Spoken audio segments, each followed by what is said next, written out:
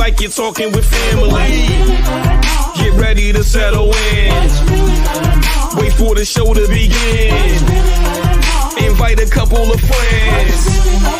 It's time for Unhinged.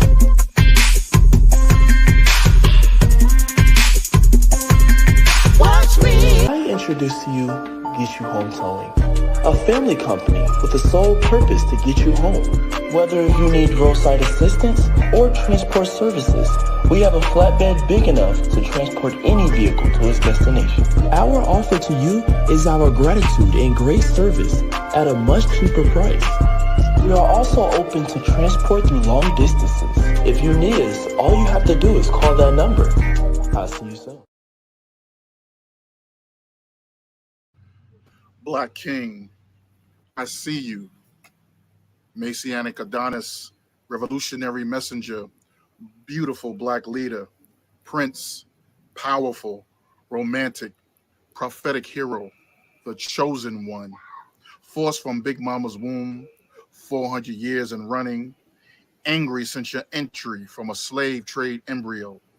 How holy was your magnificence, how divine your historical swag, how heavy the crown snatched off your dome, victim of a stolen inheritance.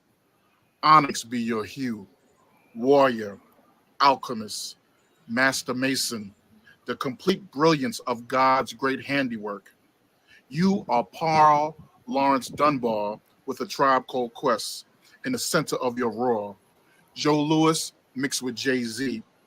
How they've tried to Michael Vick you, hashtag your elegance, reducing your lineage to a 40 ounce and a mixtape, stealing your style and repackaging your melanin in Sambo reality show buck dancing form, but they can never carbon copy your legacy. Black King, I love you. The Cornell Wester Fight Club, dealing death blows by generational curses broken, loving your Cleopatra and dropping wisdom on your seeds like sacred rhyme skills. You are more than an athlete. You don't shut up and dribble. You speak with authority while your enemies cripple. You are founder, CEO, the alpha of all omegas, the head and not the tailspin of failure and regret. You survived being trapped between Plymouth Rock and a hard place. But Jim Crow could not break you. White supremacy will never overtake you. Police brutality cannot destroy you. The prison system will not define you. Fatherhood is not a conspiracy theory. Too many nations flow from the fruit of your loins. Your presence matters. Your marriage matters. Your children matters. Your dark skin matters. Your words, your authority matters. You, my brother, you matter. I salute you as the father of all nations. Black King, you are worthy on this day. Love it, love it, love it. Yes, yes, yes. Thank you, thank you, thank you, thank you, everyone, for tuning in. You are tuned into Unhinged Live. I'm your host, Nikita Tilted Halo Hansford, and I'm sitting alongside my very good girlfriend, Karen Sims Harrell of Twisted Threads LLC. And I'm sure as you've tuned in on tonight, you've noticed that we've got a little bit of a different spin on tonight's conversation. Yeah, we are snapping it up. And Karen, I got to tell you, before I get into the rundown, you know I am such a huge fan of all things creative, especially poetry, and I know you saw me snapping it up. I absolutely feel like I was catapulted to the desert sands of Egypt with that piece you just shared from tonight's guest, and I'm looking forward to this conversation on this evening. But before we go there, Karen, of course, Yes. you know I have to familiarize the guests and the listeners tonight on what's going to happen on tonight's show. Of course, you're going to have, oh my gosh, I'm stuttering. You're going to be privy to an exciting conversation with our guest on tonight. We, of course, are going to get into our superfan shout out. We're going to have another musical break. get into that roundtable conversation. And girl, that piece was appropriate for what I got going on inside of my head. What's really going on? So let me rewind this back real quick and say welcome and thank you to each and every one of our replay viewers that are going to join us at a later date and time. We appreciate you. Oh my God, we absolutely do. So Karen, I got to ask you, sister girl, how you doing? You know, I am doing all right. I'm playing, still wearing a couple of hats, but we winding down. You know, the kids are this way, but they've gone literally their own ways. Work has been doing all of the things, marriage is doing all of the things, but I had an opportunity to enjoy a worship concert with the wonderful Tim Bowman Jr. So there was a lot of Holy Ghost head rocking that was going on there. But I love it because everybody had the bling, all of the shiny things, and just genuine worship. And so I've had an opportunity to, as we always mention, as we're pouring out, we want to get the opportunity to get poured back into. So I think I'm doing pretty decent. I'm still ready to drop off a boatload of kids, and we're going to do that real soon so that I can have some real good, slow, quiet moments. Because I got to say, yeah, long term, I think I can do a couple of days, and then I need a break in between my me schedule. But God is great. It's wonderful to spend time with them. You know, what we say about family, we love to see them come. We love to see them go. And there may be a little bit of time before they come back this way. I'm going to go visit them, though. I think that's how we're going to do that. Keep them in their own environment. So I'm gonna flip it and just check in on you. You know, the heat has been up. We've had some warmer weather. We still going strong with our 10,000 step challenge. So I got to ask, how are you doing? Girl, I'm doing all right, but I must tell you, sis is tired. You know, I went hard in the paint on yesterday with my steps as part of the challenge. You know, old lady problems, aka Arthur. Cousin Arthur had tried to pay a visit to me in my left knee, and I had to go down to the urgent care and talk to somebody and get a little something to help take that inflammation down.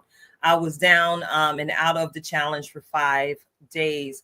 But you know, I'm a processor for a living. So you already know I had mapped out how many steps it was I actually needed to reach in 30 days. So you already know, as I've been sharing my step count, I already had steps in the bank to cover my 5-day downtime. So tomorrow's the last day of the challenge. But if you all have been paying attention and following any of us on Facebook, any of us on Instagram or TikTok, you see that we're going hard in the paint, and we are not stopping after the month of June. We will have individual walking groups coming soon. We're covering many area codes and zip codes here at Unhinged Live. So look for us, looking for you in our individual areas. We're looking for you in North Carolina to come join us as we out there staying lifetime fine. We're looking for you in the Bethlehem, Pennsylvania area. Join us as we out here trying to stay lifetime fine. And check it out. We're absolutely doing our best to put Jersey on the map. So meet us over here in Warren County as we walk again to stay lifetime fine. I'm really excited. I'm seeing the results, not only physically, but I'm seeing how much of an influence we really have. So many people have approached us looking to join in the fun because, hey, it has been fun. The conversations and the laughter that have been shared on these varying walking trails. Girl, I'm excited about what the July conversations are going to bring, since we have so many more people looking forward to joining us. So I got to get into a little bit of a something, because, you know, we do our best to support every single member of our tribe, whether they're on screen or off. Listen, when you got something going on, we're going to do our best to support and uplift whatever it is. So I got to go ahead and mention our sister Angela Conley. Now, you know, we've been throwing her name around quite often here lately, and she's got an amazing campaign going on. I'm not sure if you all are familiar with her testimony, but our sister girl is actually an amputee and is actually one of the first remote workers under the employ of NASA, All right. And she's also a published author. And sis hit me up one night in conversation offline, and she let me know she's getting ready to set up at a community day event down in Maryland, Camp Springs, Maryland, to be exact, to share her journal, to make some sales. Now, she shared with me that the journal sales, the proceeds will actually go to making upgrades to the new home she's purchased with her family, to make it more wheelchair accessible. So I want to go ahead and show you again the cover of this beautiful starter journal. If you notice, it has two sides. There's a flip side to this journal. This is one of the most unique things I've ever received. No matter which way you turn this journal, there are lined pages where you can write, where you can create. And every single photo, I know you see the beautiful clouds. Miss Angela actually took those photos basically sitting from her own backyard. So listen, we're asking you all to join in to help our sister out, because we already know what the word says. Many hands make light work. And Miss Angela is always out there promoting us here at the Unhinged Live show. She's always promoting our brothers at Let's Talk Gospel and CHH Jams. So I'm gonna put this barcode up. There you go. You can take a little time. And we got to clap it up for our sister Angela, because, you know, she is definitely an encourager extraordinaire. And this is just an extension of the work that we see her completing. But also, she's living this every single day. So we want to, you know, give a clap for her for all of the work that she continues to do. And so we're excited about that. We're excited about that. Hold up. Oh, Lord, I've been talking too long. Karen, our guest is here, and you know we got this good country home training. I got to hush my mouth so we can let our guests in. But, you know, I got to do a quick super fan shout out. Absolutely. Drum roll, please. Drum roll, please.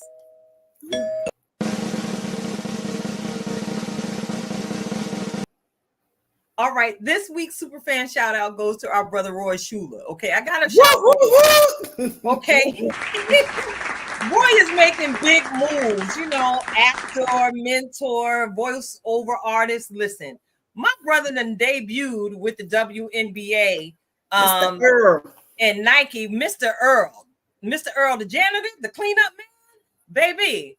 Earl, okay, excuse me, Roy. Yeah, I called you Earl because you snatched us all the way in with this campaign you got going on. We are so proud of you and so godly honored to have the opportunity to call you friend. And I see that you just recently booked yet another major project. Roy, you keep going, because we sitting back here taking notes, okay? Because we share many of the same hopes, many of the same dreams.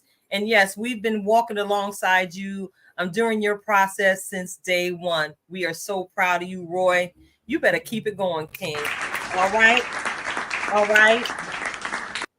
All right, speaking of kings, get ready, because I don't know where this conversation is going to go. Tonight's guest, our brother Ronald Lavender, also known as RL the Gifted One. All right, this is my first time making this brother's acquaintance, but y'all know I know how to talk to anybody, anytime, anywhere, any place. Karen sent me this beautiful bio of the king that we are going to be speaking with on tonight. He is creative. That's the best way for me to put it. And I don't want to put too much of his biz naive out there myself, because this is the purpose of why we bring our guests in. We want to give our brother the opportunity to tell the people about who he is himself. So bring him in the room, Karen. Bring him in the room. All right. RL, excited for you to join us in our Unhinged Live table to have a great conversation. How are you doing? I'm doing pretty good. Good afternoon to you guys. Thank you for having me. Good stuff. Good stuff. So, all right, we're gonna get right into it. And we'll both be asking some questions because I know the poem that we selected one was powerful. So we appreciate you allowing us to share a part of you with our audience and just the wonder that we have. And a lot of times, you know, we know that in June it is men's health and men's mental health month, but there are so many different things. You know, we just coming off of celebrating Father's Day, and we were like, we want to get a magnificent father, a role model, a person of the community. And so you joining us today is definitely checking all of those boxes and many more. So can you start at I guess the beginning for us to introduce you to our audience and telling us a little bit about yourself and where you're from? My name is Ronald Lavender Jr. Originally born in Philadelphia, but I was raised predominantly in Brooklyn. I've been living in North Carolina for about 17 years come August. I am a mentor, an actor, playwright, spoken word artist. I host events sometimes, do some acting stage, but I'm just starting to get into some independent film. So I'm now, I don't call myself a Renaissance man. I'm just a regular guy, but I do dabble in the arts somewhat in certain areas. So just regular Ron, I always call myself. I appreciate that, you know, and I got to give kudos because, you know, RL, I was introduced to you through some mutual friends, but I've been able over the years to see you not only sharing your gifts and your talents. I love that you say you a regular guy, but you literally are gifted. I promise if you've ever been to an event that RL is hosted, you did not leave not having a good time. That's all I could say. You didn't leave not knowing his heart. And so I appreciate the way that you continue to give back to the community. And can we keep it real? Sometimes the community don't always give it right back to us, but the fact that you continue with your longevity and you are growing, you know, we shouted out our good friend Roy, and literally he started in those smaller films and now he's on main TV, and I'm seeing this for you and just the wonders of what else it is that you get to share with the world. But I'd love for us to talk a little bit about, and we're going to hit a couple of points, but if you wouldn't mind sharing with us what's inspired you to be a creative and kind of build your knowledge and influence on a creative sector as a playwright, an actor, a film artist, and poet. Well, I was born a poet. I'm just it's the gift that was inherited. I can't say there's a particular influence. Well, other artists, I'm influenced by other creatives of their writing styles. Or hip hop is a big influence on my writing. If anybody listens to a lot of my has read a lot of my poetry, you know, just a lot of Nas in there, a lot of Wu Tang, a lot of Biggie in there.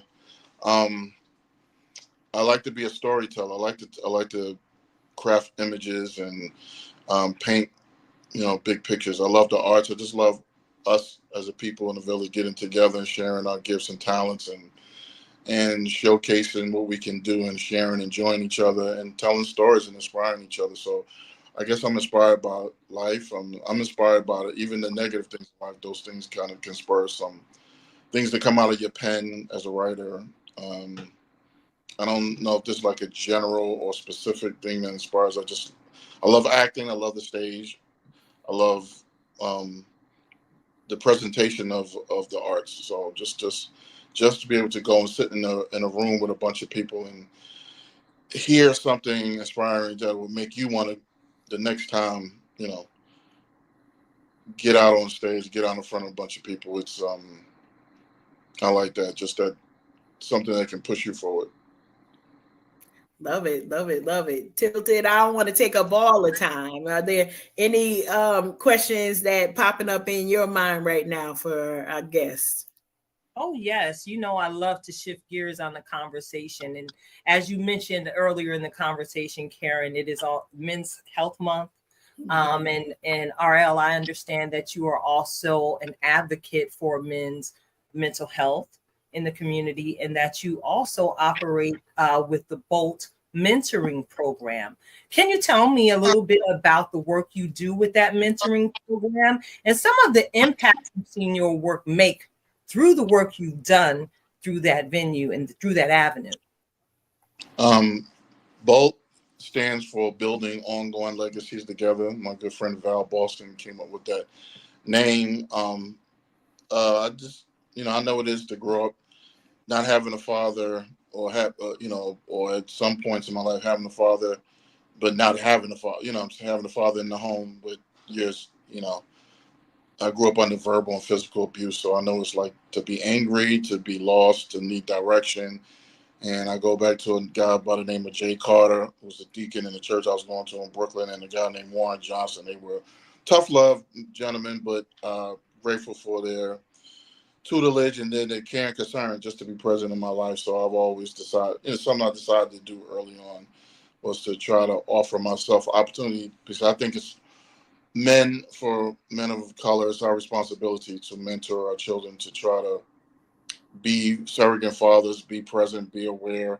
And so a lot of the young men I deal with in my mentoring program are single parent sons, don't have fathers. So you try to be an encouragement to the women, let them know that men in the community are there, we're present, we're working, we're giving space that we can, we're not a babysitting service, but we're there to give a balance of love and discipline. Get on them when they're not doing the normal things.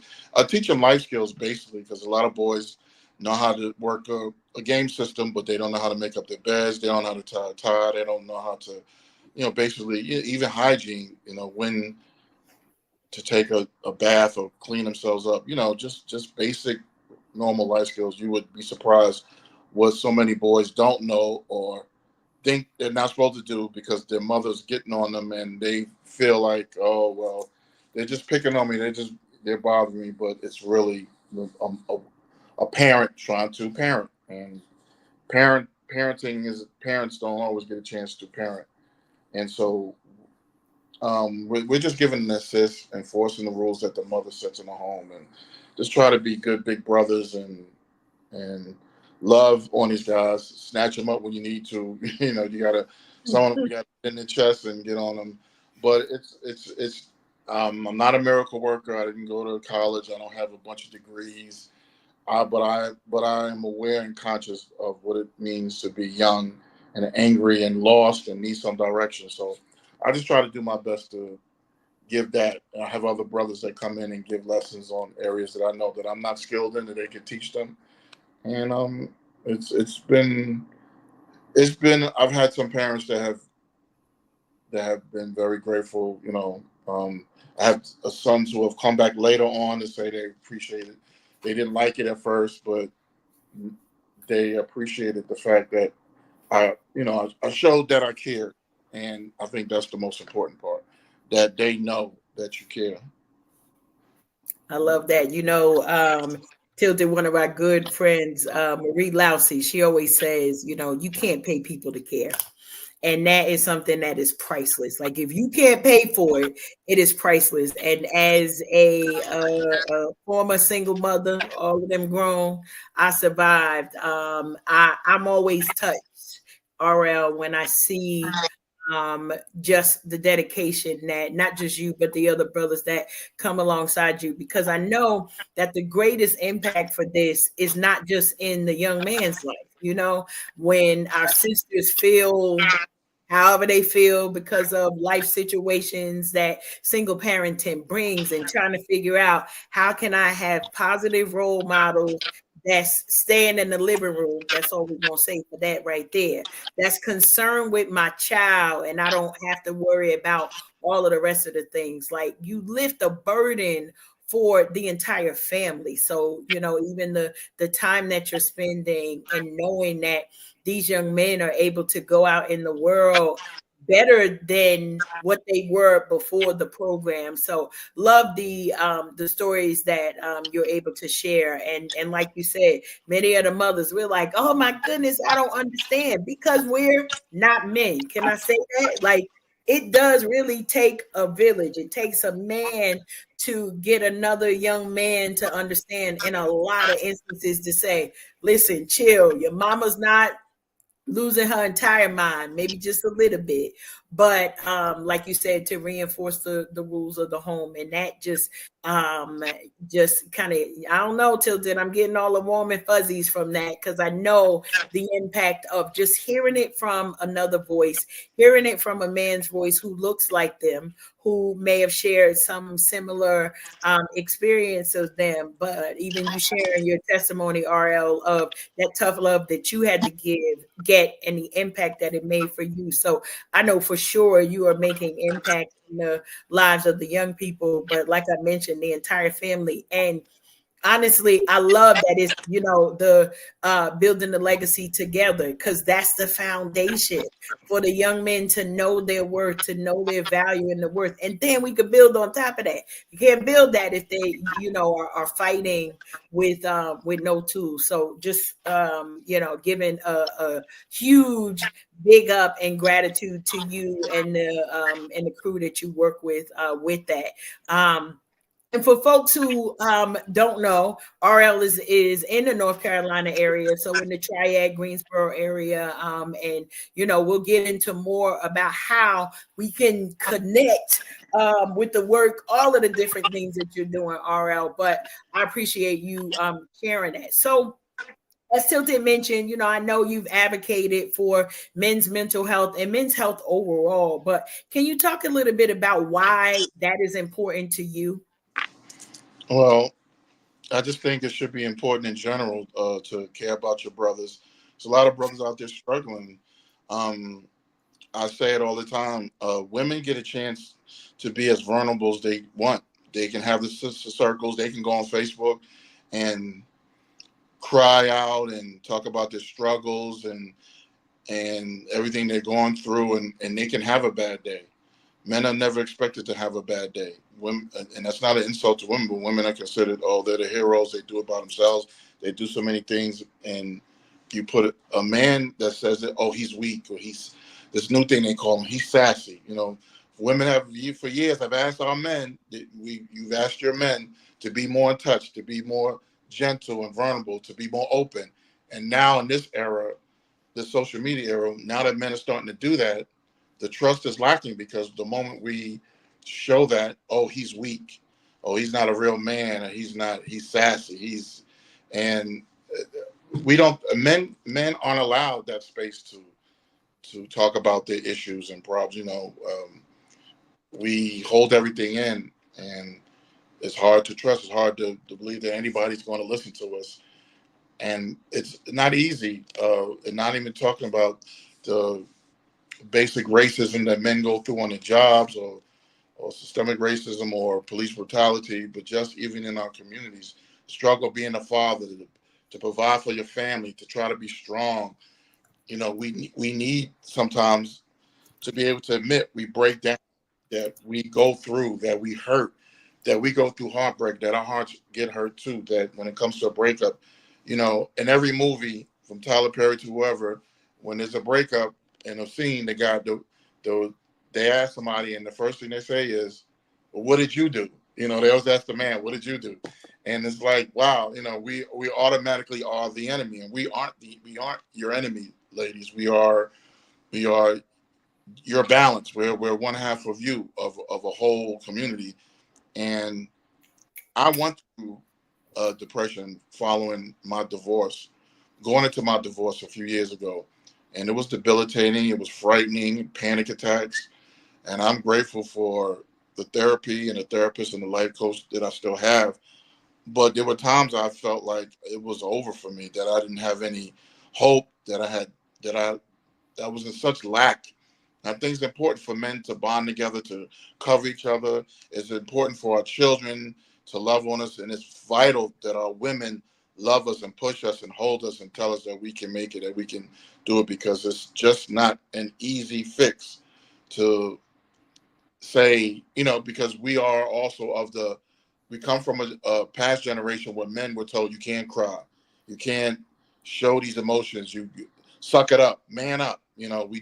Women tell their teenage sons when the father leaves or he's gone, you're the man of the house. He's not the man of the house. That's a responsibility that he should not have. So there's so many waves of opposition that come against us that we have to carry so many responsibilities that, you see these memes. A real man is supposed to, what a real man should, and no one, it's comical how people look at men, particularly black men. And I just think it's important that men know it's okay to hurt. It's okay to go through. It's okay to be in a position don't stay there, but it's okay to feel like you're in a weak moment, or you just feel like hurt. You feel like it's just not a good day. Today's not a good day. I don't think people understand the term life be life, and that when it rains it pours. There's so much that we're going through in this economy right now, and this bullying age we're in. There's so much that we're told that we have to ignore. And anytime you ask a man how he's feeling, he goes, nothing. Trust me, it's not nothing. There's a heck of a lot that he is carrying. It is a big burden. So I think there should be more love for our black men. There should be more support. There should be more of a push to not the ones that, because we're even in relationships, and I'm sorry if I sound like I'm rambling. Even in relationships, a man should not feel like he has to carry the burdens of what happened in your past relationship. Let's build now, me and you. It's so many walls that we have to fight through with our women, with our children, with our jobs, just with finances, everything. And sometimes it can be a lot. It can be an emotional load. So I think it's important to support our men, and for our men to really be able to learn to get together and just pull up and say, hey, I got you. You good? You want to talk about it? I think men should have more circles. I said men should have more gatherings. Men should go, and I encourage men not just to go for physical health to see a physician, go for mental health. You need to really sit down and talk and share and open up, because there's just so much that we're expected to carry. Everyone is like an atlas, like we got a world on our shoulders, and it's a lot. And it's necessary to push ourselves, because we're expected to. We got to be the leaders. But leaders, like I just posted this yesterday. I said they always say it takes a village to raise a child, but who's raising the villagers? You know what I'm saying? The village too, and the leaders in the village need loving, and they need support too. I love that. I appreciate that. No, you weren't rambling at all. You were hitting so many points. I'm over here. I'm like, okay, listen. So listen, RL, you might be in this moment my marriage counselor for a real quick minute, because he might be my dating coach. That part. I married a whole black I need man. some advice.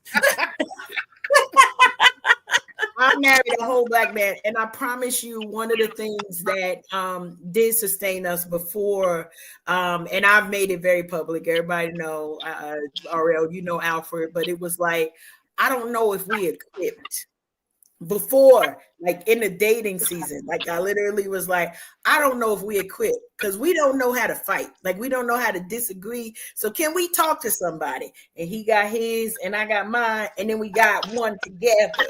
So it was important for me to like say, you know what? I've been single a long time. And even if I don't bring another person, I always tell Tilted, I'm the entire problem.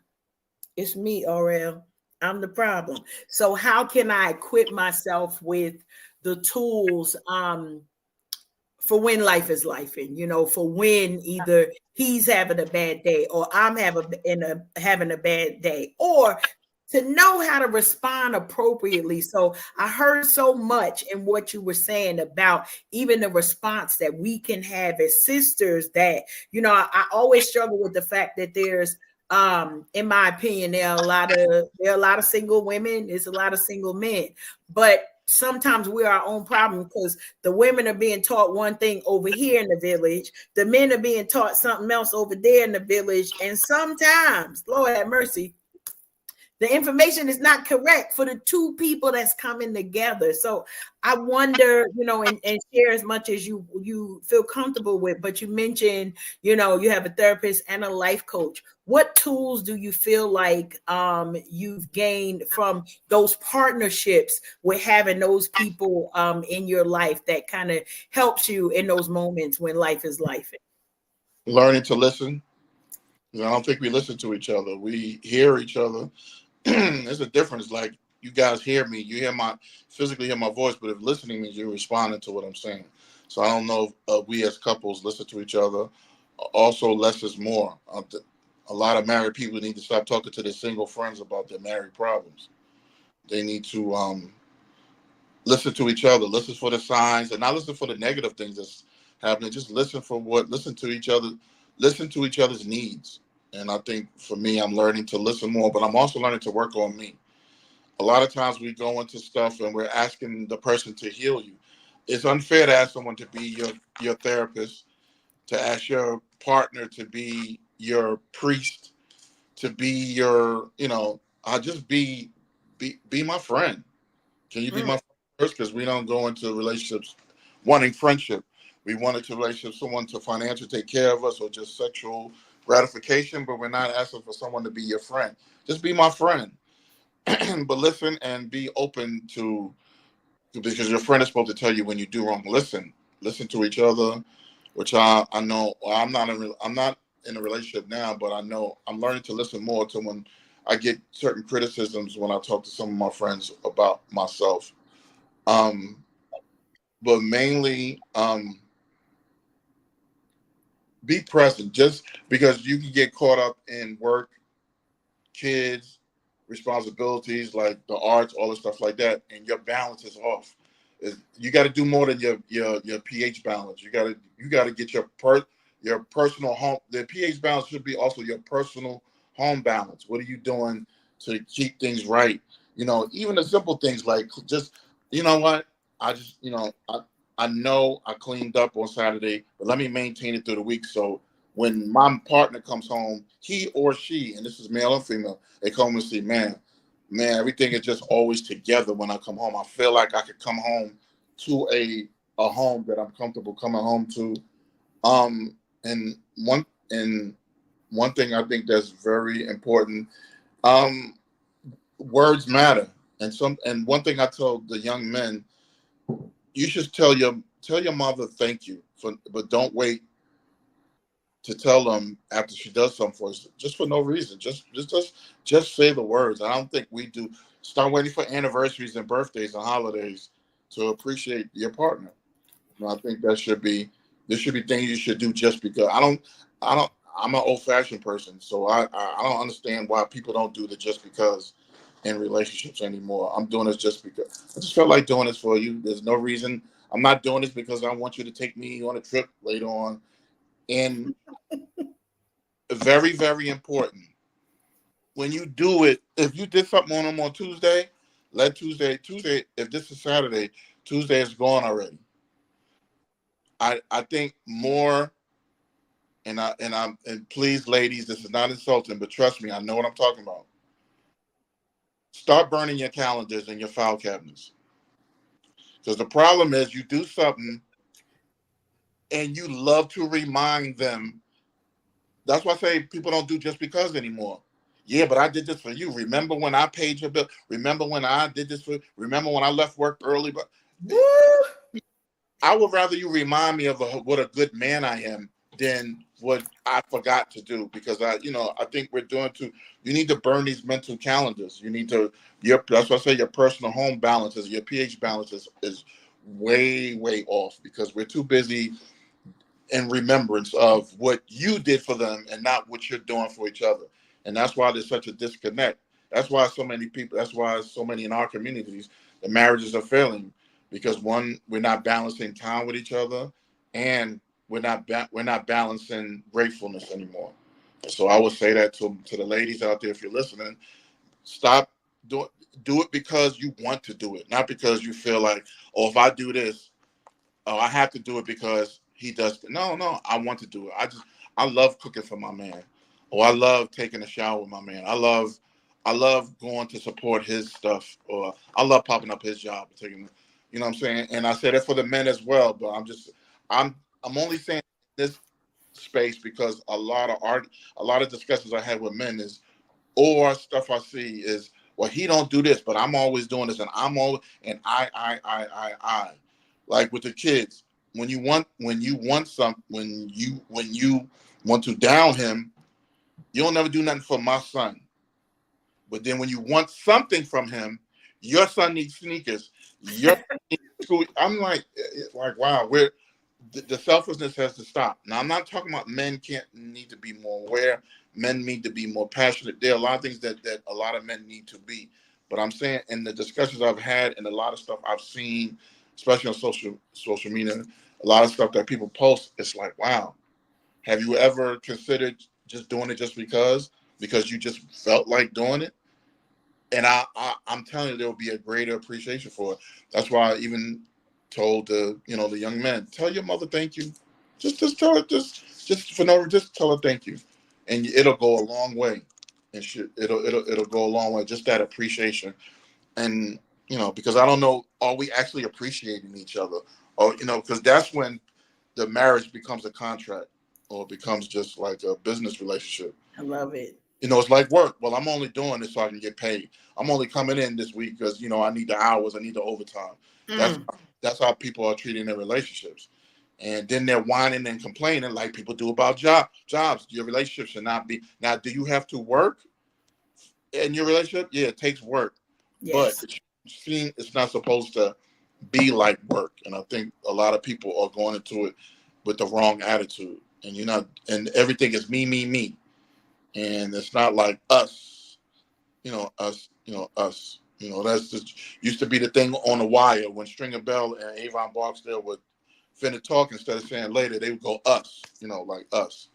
And I think, and that's how it's supposed to be. It's supposed to be a me against the world.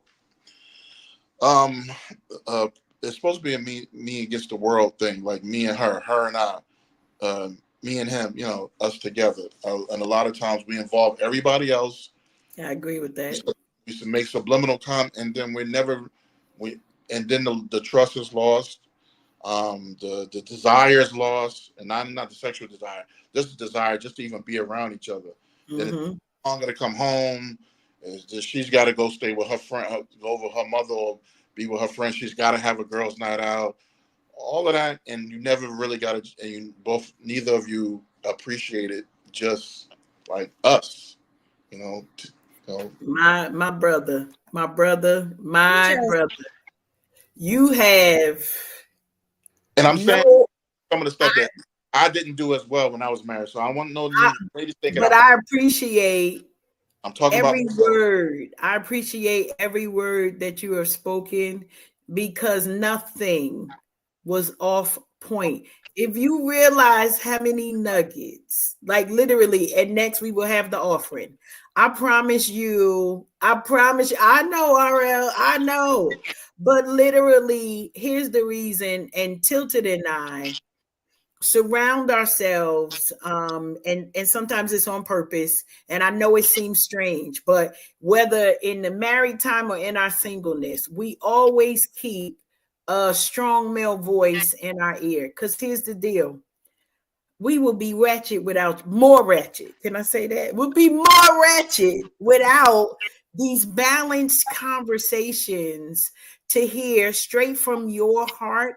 How do you see it? What are the things that we could come in? I love that pH balance. I'm seeing like home balance, because listen, us women talk about pH balance. That ain't what we talking about, okay? So being able to have, whether we call this the grown folks conversation, but this is definitely a mature conversations, and I promise you, it's the reason why every couple of months I'm like, "Where you at, bro? What we doing?" Because I see you, and I want to tell you that, RL, I see you, and not just what you're giving, but also what you sacrifice for even just sharing yourself. This was a lot. And even though it sounded like it's a joke, I got stuff that Tilted, no, I love homework. But I'm usually the one giving it. I got homework, Well, yo. you got a whole list of homework tonight from our brother RL, Sister Karen. Yes, Well, I got listen, homework. RL, allow me to interject a little something here because I just been sitting here listening, taking notes. I promise you, brother, I was trying to form the question, but you actually answered it as I was thinking it because I really wanted to ask you to offer some advice to us women on how we can better love our Black kings because at a lot of your conversation was leaning towards some of the thoughts I've had in doing my own personal self work as a divorced woman entering the dating scene, looking again to be in a long-term relationship that's healthy, um,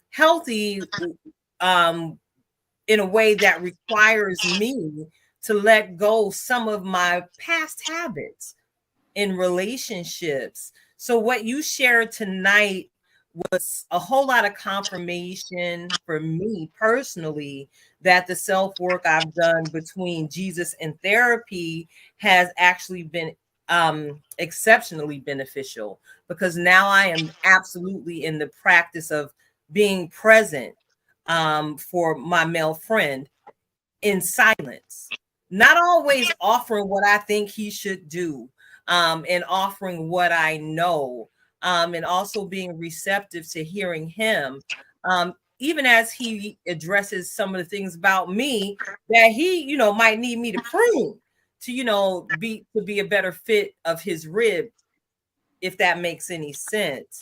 One thing you touched on was being present. Now I'm talking to you right now as a sister, like as if you're my brother. Okay, like we've been, known each other since babies and pacifiers. If you were to give me any specific advice on what being present for my man looks like, what do I do? Do I just sit there, be quiet, look pretty? How should I practice being present for my man on a daily basis? The dates, just keep dating. Just because you're married don't mean you should stop dating. Communicate with him. What do you want to do this week? Or if he just wants to do something in terms of, well, I want to go to, well, my homeboy's having a cookout. Go to him, have a dish, so y'all could come with something together. Being present means supporting him, but listening. Being present means presently listening. Listen to, like, so that's why I said listen for the signs, or when he's struggling, or when he's going through stuff. Being present in the bedroom, like, to hold him, to be present in the kitchen, be present in the living room. Just be present with your communication. Be present with active listening. Be present with telling him how important he is. Develop a date and develop some fun routines that only you can do, or you can do some couple stuff. If you don't want a lot of people coming to your place, then do something where y'all can go out, and do things. But keep it fresh. Don't make it boring. If you want him to be the cover, that means you want him to keep working hard and to provide and to be the leader. If he's your covering, if he's an umbrella, you're supposed to take care of your umbrellas. How many times you've been to a job and they take the umbrella, just throw it down, throw it in the back of the car? That's what a lot of women are doing with their in marriages. Oh, well, he's working as long as he's paying the bills, this, that, and the third. You want him to do that, but you won't even take care of the umbrella. You know what I'm saying? Have you? Oh, this shirt would be nice. You know what? I just picked this shirt up. I thought you'd be nicer now. And I know you got to do something with your boys this weekend. Here's some. How many times you say, you know what? Here's some gas. Here's some extra. Here's something for gas because I know you got to go out this weekend. I know you had to pay this bill this week. How often are we present? Isn't just no. It's not sitting there and being It's not being subservient. That's not what I'm saying. I'm saying being present, actively present. You know what I'm saying? If he's the umbrella has. You have the right to turn the umbrella. Make it. You have to take care of it. And guess what happens in the storm when it's blowing? You got to be able to hold it. Yes. When that wind and it's blowing, and what happens sometimes with the umbrella? It goes up, and then you got to pull it back down. So sometimes he may get out of. He may going through some stuff. You got to be able to pull him back down because you need him. How many women are really saying, "Baby, I need you"? This family needs you. We need you to be our leader. We need you to lead us. We need you to go into battle. We got to go into battle together. We got to pray together. We got to talk together. We got to sit, yes, okay, you don't like Sports Center. You can grab your book and sit next to him and say, what you watching? I'm just, they doing a free agency tonight. Okay, you ain't got to ask him 1,000 questions because you don't know what's going on. Sometimes you just sat down in the room with him and just nestled up to him and, because he's home.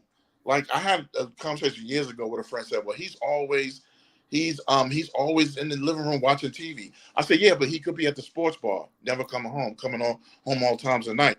You know what I'm saying? The umbrella. Can you manage the umbrella to make sure it stays covered? And what happens also with an umbrella?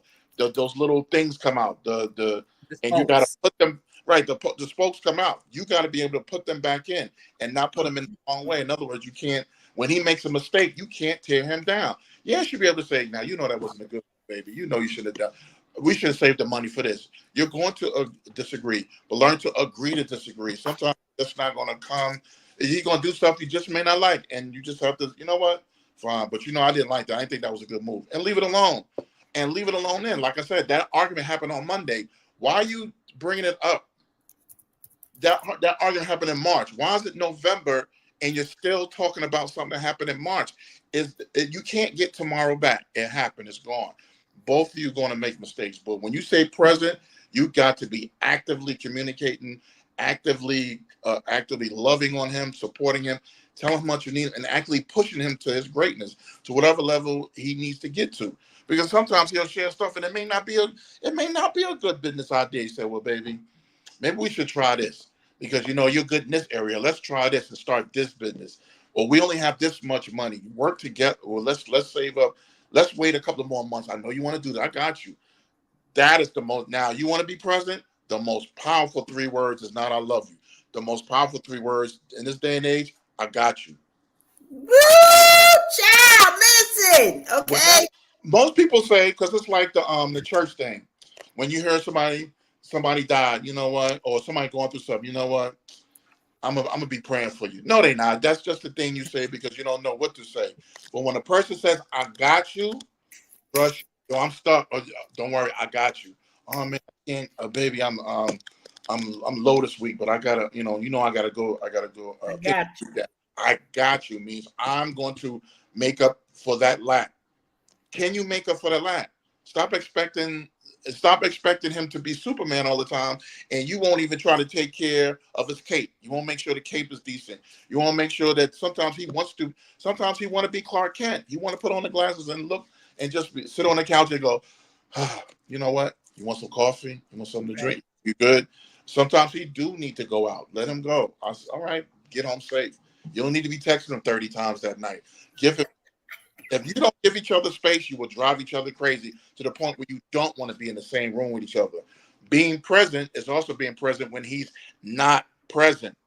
You know what I'm saying? When he's not there, that he knows I got something good to come home to because the kids are good, the house is good. You know what I'm saying? I come in and the conversation is good.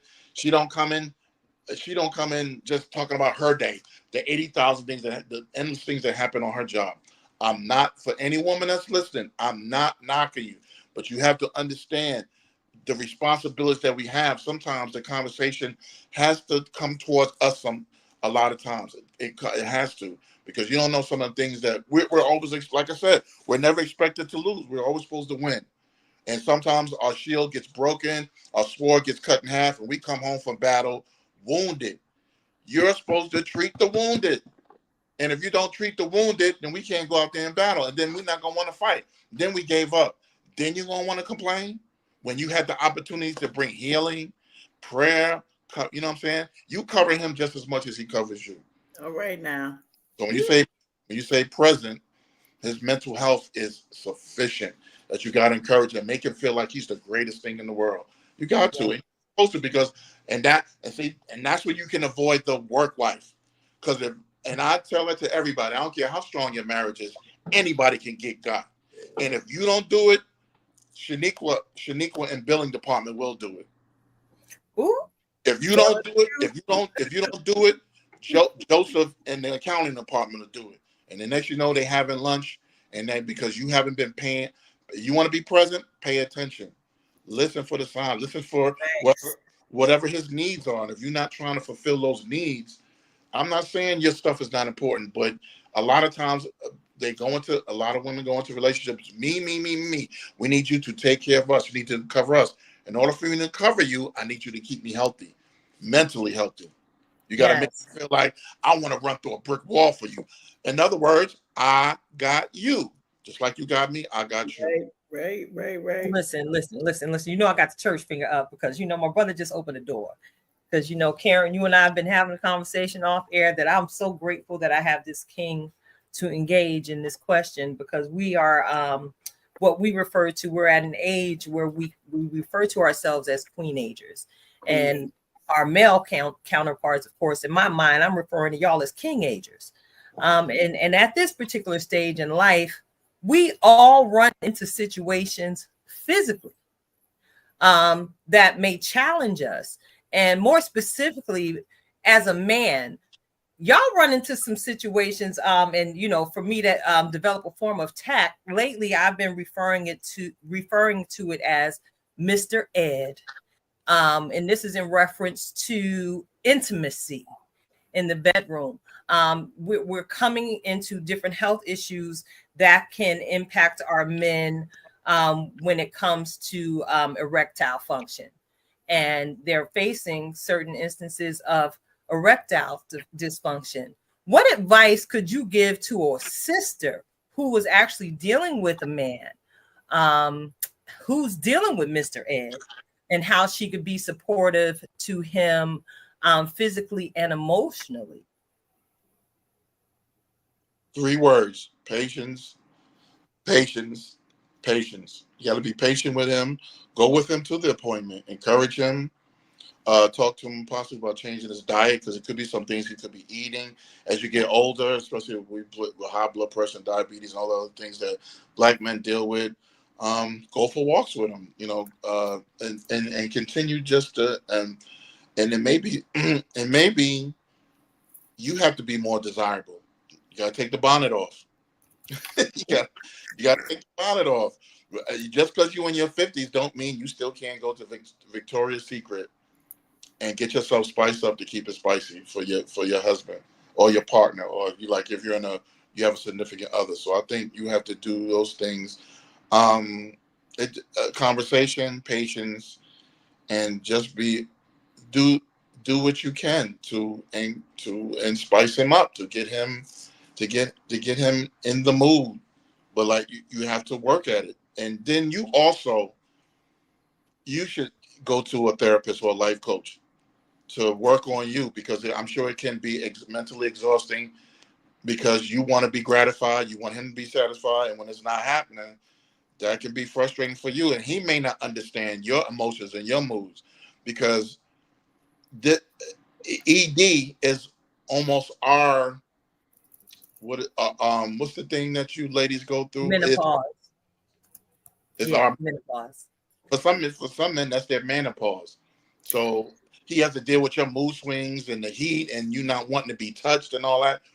That was a big enemy of mine, and that hurt a large part of my marriage. That's why I say I want y'all to think some of the stuff I was saying, things that I wasn't doing, I wasn't aware of. There were some things that I messed up within my marriage and that I should have been doing better. And so the communication has to be vital at that point. But it has to be, not you have to walk on eggshells, but you have to just be cautious what you say, because you don't want to damage his ego, you want to damage his feelings. The one thing about partnership or being in a relationship, you've got to be able to talk about everything. But it's how you talk about it, is when you talk about it, is what you actually say, because you can still push them away. They got to feel like they can be vulnerable and open and emotionally and spiritually and mentally naked in front of you. You got to be able to see them, okay, this is everything. Instead of this, what are you bringing to the table? Forget all this table stuff. This is what this is it. Right now, I'm here, and it's like, oh man, it's really rough for me right now. How can I help you? When was the last time we told her, how can I help make things better for you? You know what I'm saying? How can, because the moment you utter the words "I got you," you're going to have to keep them. People want to be kept, and when you say "I got you," you got to stay there. I don't care how hard it gets. So for anybody dealing with ED, I would say for you, get your own form of therapy to give you the coping skills to learn how. Because maybe sometimes we're unaware of how we talk to our mates, men and women, and we say some stuff, and that's why you end up with the work husband or the work wife, because they say things, and it's easy for them because they ain't got to go home with you, and you you take things to a point where it's like, hey, I don't hear anything else, but you got to hear yourselves, hear yourself. You got to go in there with the attitude of, this affects both of us, but it's affecting that person because they can't satisfy me like he wants to. So I would say change the diet, offer to go to the appointment with him so y'all can sit down effectively. And if there has to be some type of medications, or like they got these things out called the Blue Chews, there's whatever you need to be able to, not just physically but mentally and emotionally, make him feel like, because listen, we all go through all types of body and physical change as you get older, and you're going to have to just accept that everybody's not going to look like everybody. Like Beyonce can have her babies, but she's got the finances to have the physical trainer to get her looking like, what I'm saying? You don't. So because you don't, you got to be up on your health, be up on his health. You got to eat better. You got to make sure that your sexual health stays healthy. That's why I say you should always continue to, don't you? Oh, I'm comfortable now. We've been wearing this long. I ain't got to wear nothing sexy. Why not? Why can't you do something like, hey, my mother's watching the kids tonight. If you got your certain age, I want, what I'm saying, this is us. I'm sorry, I got to say it. Stop doing the same routine.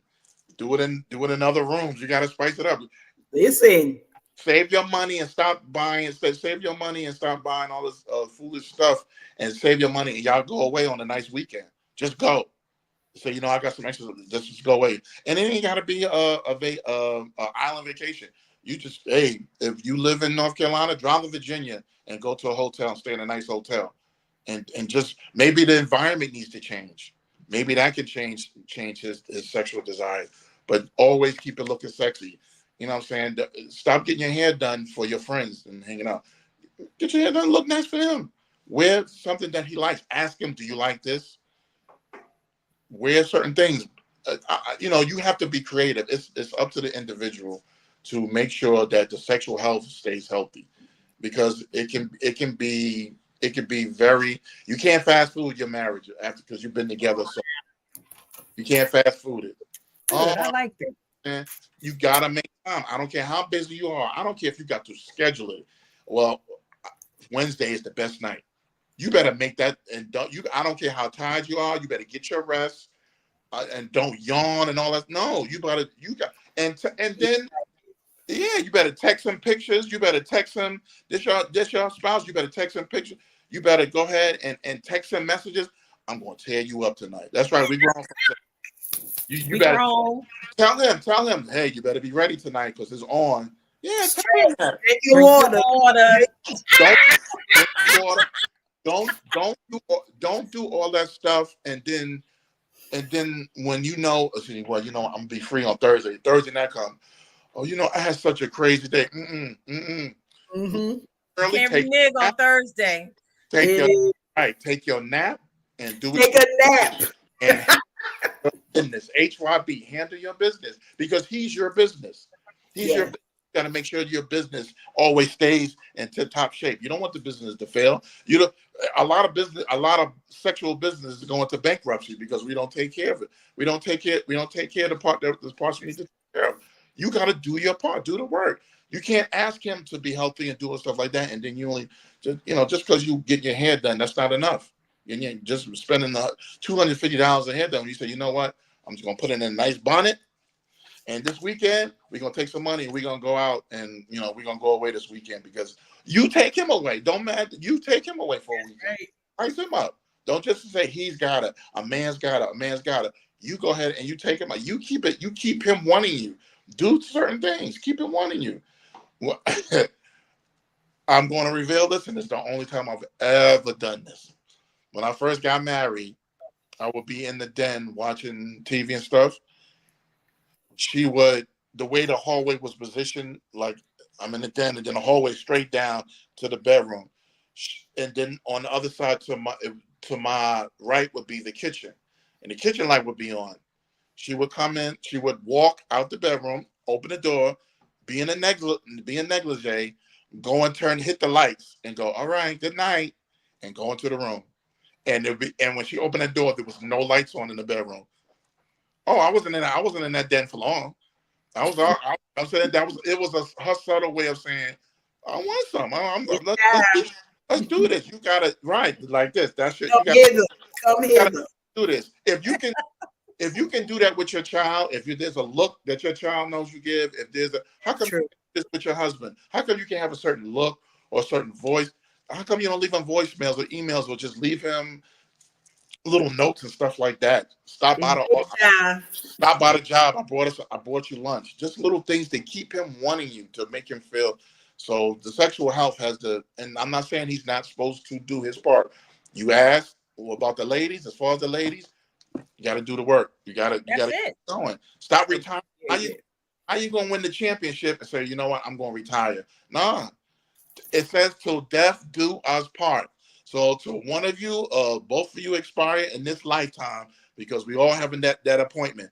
Until that's over, until you cannot physically moisture each other up, I will say, you better put that work in. You better put that work in.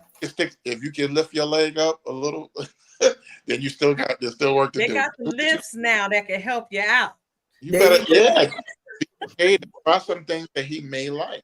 Listen, I'm gonna jump in here and just say, and if you need some sensual ideas, RL's got some love notes that help the grown and sexy. If you thinking about some ideas or how to get the words and the mood in the right space. So I love that you shared this, RL. I promise you, this has been a masterclass. We came here for a conversation, and we are leaving with so much more than we could even think about. So, Tilted, I don't know if you had another question, while I queue up what's about to come up, because we're going to share another piece of work from our brother. So we're going to share something from RL. And I know we also have a music break, because it can't be a night unless I put my DJ hat on. That's all I'm saying. So. Listen, I don't have any other questions for our brother RL, but I just want to take this opportunity to say thank you for being so transparent with every single one of your answers to every single questions that was presented to you on this evening. I believe you might have even saved a marriage or two, a relationship or two on this evening with the information that you shared that come hither. That I got a notebook on my desk. Write that down. Huh?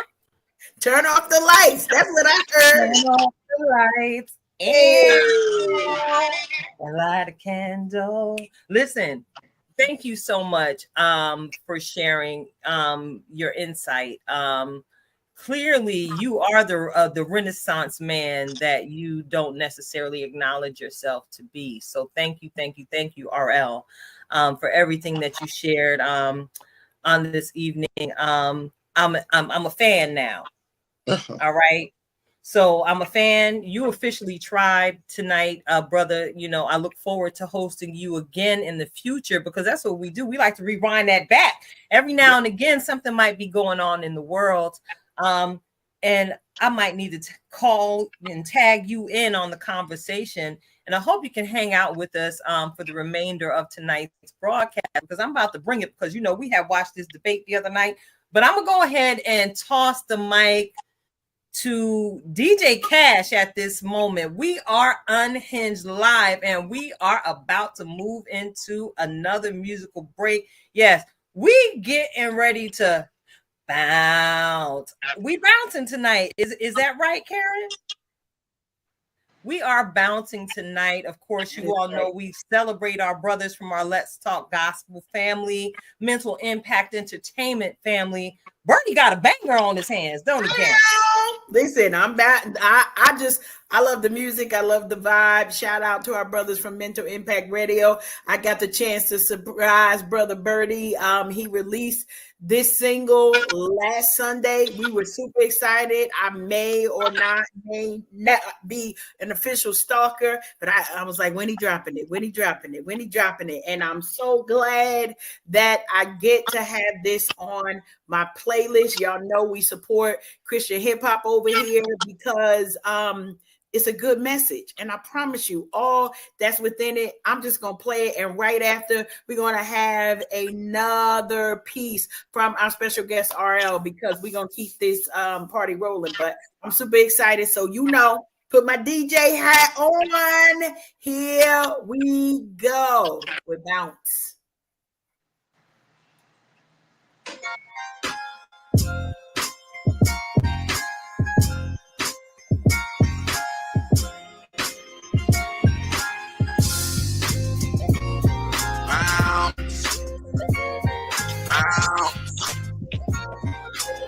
Make that beat slap fresh.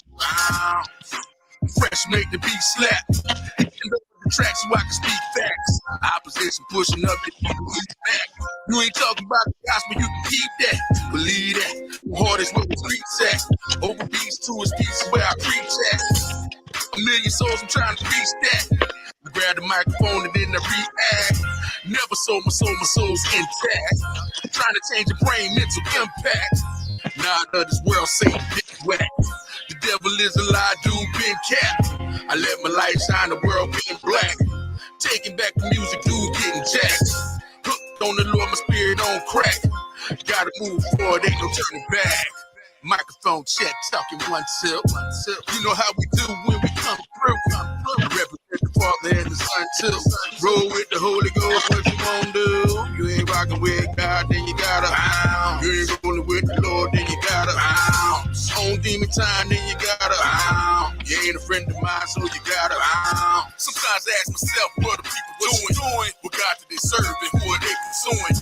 Instead of righteousness, they chose the path to ruin. You wanna see the Father, here's the way to him.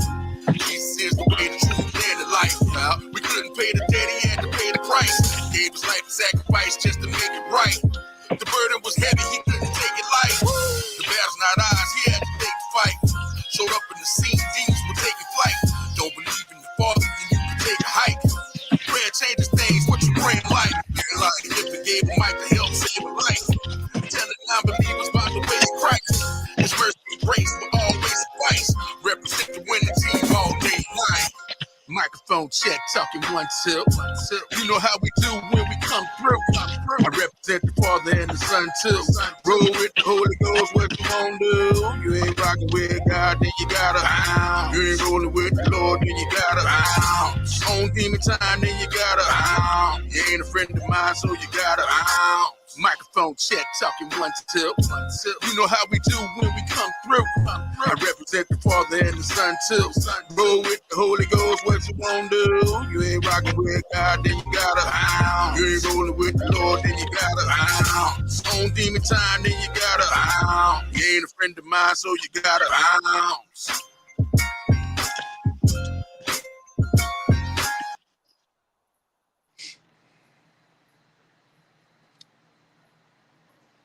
Right. I'm just grooving.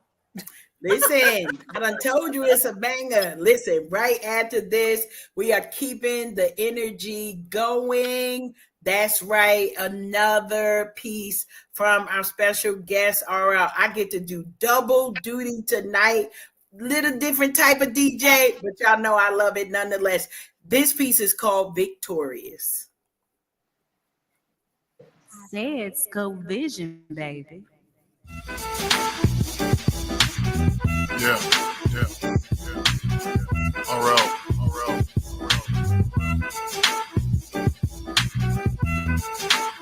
Gifted one, you heard? Yeah. Welcome to her war room. Songbird, pain, and B minor. Fearless. Down to her last tune, chasing a tribulation, but her pace more turtle than Jessica Rabbit. She's not running, standing her ground. Bend but don't break. Praise be her weapon of choice. Chanted midnight hour war cry. Down, Babylon, go down. Anointed hummingbird vocal cords, eyes on the sparrow. 5 foot high and rising, marching her way through the trenches. Not your ordinary soldier, clapping back at tragedy, devoid of happily ever afters, but never a victim. Not hiding in the rafters, garments of transparency, remodeling her stumbling blocks. Do not mourn for her. Do not shed one tear. Pity is not on the menu. Buzzards cannot feast. There is no yellow brick road. You can't tap her shoes together and whiz her way to freedom. Home is where the heart is, and her heart is in worship. Just pass the mic and get out of the way. Back against the wall, how she prefers to battle. Daring you to counter out. Every hymn she sings, her coping mechanism. Building up her self-esteem. Dreaming her impossible dreams. Eyes on the holy prize. You can't drown her. Catch her on the deep end, navigating purpose. Singing in the rain, drenched in submission. Submitting to this journey, backstroking in victory. Beauty for ashes in every verse. Keeping her sanity away from ranting. This kind of DNA, don't dance with any devil. She's a special kind of cherubim, loving and appreciating her own reflection, down in her sanctified soul. There are no participation trophies for survival. This is her life. Wonderful stage presence, winning at all costs.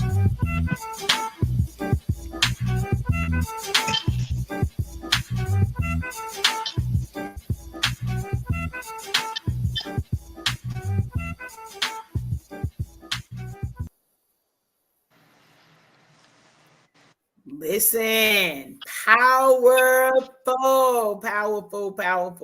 We got to clap it up for that one man. Definitely. Woo, I feel like we need the finger snaps too, RL. Powerful. Yes. Thank you all so much for tuning in. We are Unhinged Live. I'm your host, Nikita Tilted Halo Hansford, sitting alongside my very good girlfriend, Karen Sims Harrell of Twisted Threads LLC, and we've got our brother RL hanging out with us on tonight. You just heard another one of his glorious pieces titled Victorious. And before we move on into our next segment, I got to ask you, RL, what was your inspiration for that piece, Victorious? It was inspired by someone I know that was a singer, just an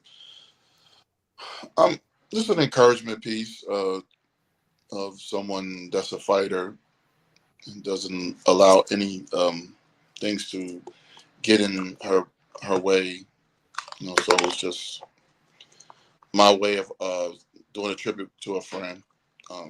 They were, I have inspiration comes from many forms for me, so this was just someone I had worked with, an artist, and I just wanted to do a dedication piece and end up recording it.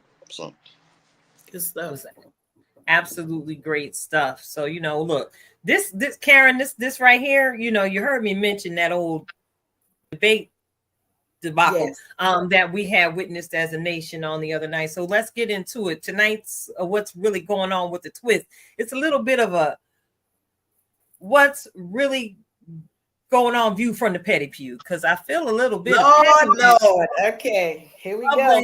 In my shanana. So I got my church fan with me, because those of you who know that I have unplugged from the matrix more often than not in the last few months. I've intentionally not turned on the American news broadcasts on a daily basis, because I recalled what it did for me, what it did to me emotionally during the pandemic shutdown. So it was a split moment decision for me to decide to go ahead and turn on the debate on Thursday night. Since, I am a civil servant by trade.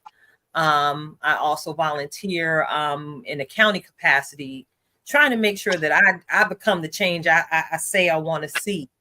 But we saw this here this here debate. And there was so much that was talked about, and there was a whole lot of mud slung. But y'all already know, because Juneteenth had just passed, and I'm thriving in all of my blackity blackness. Come on, blackity black. One thing that really stuck out to me was the conversation they were having about the blacks and the employment situation here in this country. My first thought was, of course, with this two-party political system that we are just propagating. My goodness. My first thought, y'all might have seen, I wrote it down. Both these jokers keep referring to the blacks as if we are still an appendage to this nation, as if it's not our blood, sweat, and tears that actually help raise this thing up. So I want to talk to y'all and get your feelings. I want to know what's coming to mind when y'all hear the term black jobs coming from these two political juggernauts. Okay, what comes to mind? And I'm going to yield the floor to our guests first. Black jobs, what does that mean to you, brother? I don't know. The whole thing was confusing. I wouldn't call them juggernauts. I think they're too old. Both of them are too old to be in office. Can we get somebody in our 40s to help run our country? The whole thing was confusing. It was two old, grumpy old men accusing each other's presidency of being the worst in American history. They both whiffed on abortion. They both whiffed on, Orange whiffed totally. He struck out trying to discuss, supposedly discussing January 6th, which was a debacle in itself. I don't know. We're only treated like a sidebar. I don't really have the words. It's just I don't know if there's a way that it was almost like they, you people. That's what it came off as when it came to unemployment. Or I don't have the words. It was I still haven't gotten back the last 2 hours of my life from that night. That part. I don't even want to watch the whole thing. That part. Right? I'm gonna admit, so I got about an hour and a few minutes in. I got about a little bit over an hour in, and I agree with you, because I'm like, do I have a black job? Certain days I know what he means, because it feels like a black job with the way they want me to do it versus Sally in accounting and Joe in bookkeeping. Okay, that's all I'm gonna say on that. However, it gave me the feel of, how we see those movies with the plantation, but Mamie is the good Negro. That's how I felt with we made black jobs. So go back to the Django or all them other ones before, Jamie came through and shot everybody up. We the good Negroes in that particular case. But can I just say that the entire time I'm just sitting here like, Lord, if you coming, we good right now. Like, you go ahead and crack the sky. If this the time for you to come, you want it, because I agree with you, RL. If we could get somebody 50, 40, 50, 60, okay? Somebody who cannot collect Social Security. How about that? I'm not an age discriminatory type person. Y'all know I support DEI in all things. However, Lord have mercy. Like, there is no good choice in this particular race right now. So how do we get a good choice where we feel like most of us are parents, whether you're at the grandparent stage or not, we're looking to build a better America for our children. At least that's the thought in our head. What we building? Wheelchair ramps? And I'm sorry. Jesus, come back. We ready. I'm ready. We will do who? I want us all to go at the same time, though. I don't want no, one here, one there. But it just was like, Lord, I know you ain't gonna let us do this. I know you're not gonna let us do this. And how come Kamala ain't like, come on, girl? They got the photo ops posted up of Sister Kamala with hot sauce bottles in her hand, being posted all over the internet. as if that's not already a huge slap in the face to each and every one of us. The way this election is basically replaying the tricks of the past is absolutely mind-boggling. It's a mass insult to the intelligence of the community. That's the way I see it. I'm tired. My soul is weary. Because yes, I had to listen closely to make sure I could understand exactly what it was being said. Yes, RL, I feel just like you. It was confusing. And it was a whole lot of times I just sat there and said, huh? Say what now? I didn't understand. Because they were both speaking in such a way. It was almost as if they were just like sound bites, right, put together to try and deter from even the answers to certain questions. I'm like, bruh, just answer the question. They ain't ask you all that. That's all. Just answer the question that was presented to you. I'm fearful for my grandchildren. I'm fearful for those in this current generation.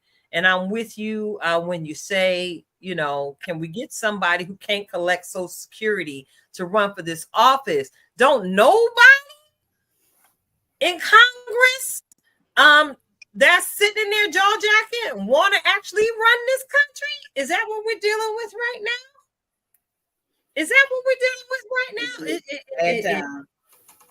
Yeah, so I think this is high time for us to really focus in on regathering the community. As it was spoken earlier in tonight's conversation, we need to get back to upholding one another, uplifting one another, supporting one another on some different levels where it hasn't been the norm. We've seen it done in different cultures where they've crowdfunded to make sure that everybody has what they need as it pertains to the essentials of life, food, shelter, and water. We need to band together, brothers and sisters, because baby, if this debate was a sign of things to come, Molly, you in danger, girl. That's all I have to say about that. We are Unhinged Live, and I'm looking at the clock, and the time is swiftly coming to an end. I would be remiss to allow this show to end without allowing our very own in-house certified master life coach to bless us with an uplifting word of encouragement with her reflection of purpose. Coach KASH, take it away.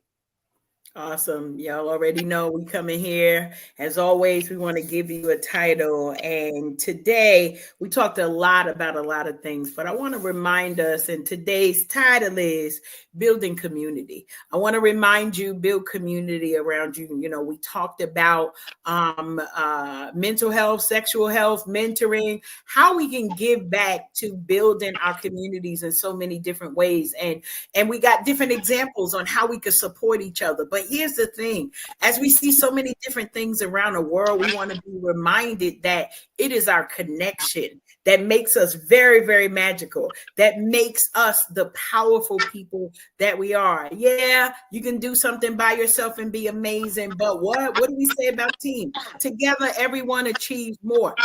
Make sure that you are checking in with your squad. Check on your squad. See, is everybody hydrated? Is everybody on their build-up game? And then when you see the lack, figure out how you can build folks up. Understand that many of us are taking on new ventures that might be scary for somebody if they're thinking that they have to go it alone.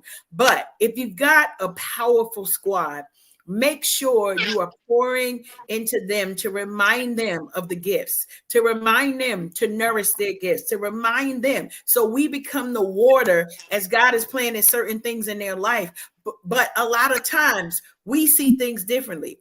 My squad can tell me, Karen, you're going to do this and you're going to do it worldwide. And I'm sitting here like, I don't know what they see. I don't know where it is, but you have to believe in yourself. So make sure you take the time, nourish your gift. Support the building of your own community. Don't be a log on the wall just waiting for something to happen. Why? Because you are the change the world is waiting for. If you need more support, listen, head on over there at Twisted Threads YouTube, and we got a whole series on the world is waiting for you. So we want to remind you, build your community, make sure you're nourishing your gifts, but make sure the people around you are able to be supported by you. Why? Because if you're always a taker and a grabber, we're going to remember you as the stick-up kid.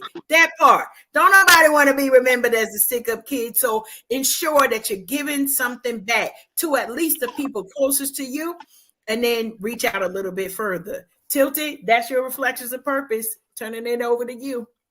Thank you so much, Karen, for those delicious nuggets that you just shared with one of us.